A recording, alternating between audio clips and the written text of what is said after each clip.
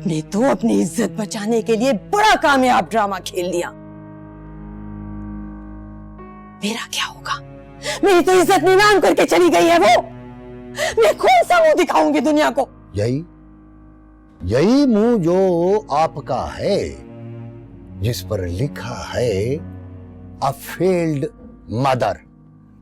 सरदार साहब, देखो, नबीला के इंतखाब पर इत्माद करो।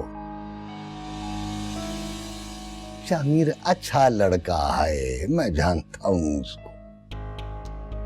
क्या? औलाद की गलतियों को माफ करना सीखिए और उनकी खुशियों को मुकद्दम रखिए। अब मेरा तो कोई ताल्लुक नहीं है नबीला के साथ, मगर तुम्हारे पास सिवाय बेटी के है ही क्या? रिश्ता बरकरार रखो।